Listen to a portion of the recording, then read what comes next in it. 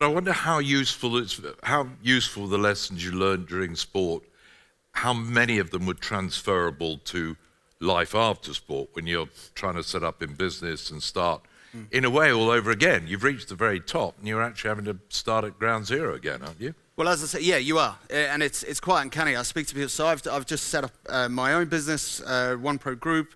Our main feature of the business is One Pro Nutrition, a sports nutrition brand that we've just launched, and I've been doing that for 5 years, and it feels like when I was 12 years old and made a decision that I wanted to play cricket for England.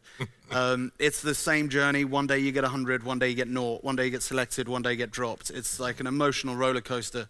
Anyone who thinks they make a decision and go, right, I want to be the best in the world, play for England, own my own business that turns over X amount million and just ends up there, it's never going to happen.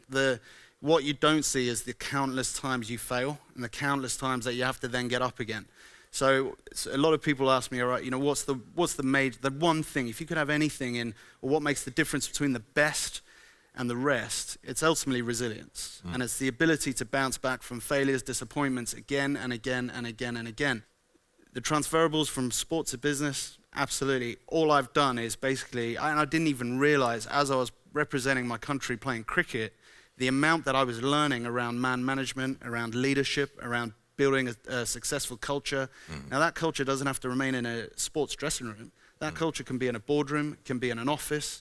And I ultimately rely on, I never did a business degree. I didn't go to university. I learnt business or culture or all of those things through playing cricket and have tried to take that into my new life. And so far, it's worked well, it's fitted perfectly. And in fact, what's interesting now is I'm sort of going into a few of the sort of businesses in the city, speaking to the CEOs and helping them build their own culture because they've realized that actually sports and professional sport is so far ahead when it comes to this stuff.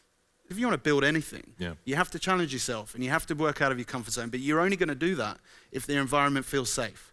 And you trust that if you do make a mistake, your boss isn't just going to say, you're off, you made a mistake, cheers. And that, I think, is one of the biggest challenges, again, around leadership, is that fine balance of giving people accountability and responsibility, but then not cutting them off at the knees when they want to make a decision and trusting that that person is in that position to make choices and make decisions. And if they get it wrong, you've got to help them through that. Get it wrong twice, that's a different story. But that you've got to help and nurture and allow people to make mistakes.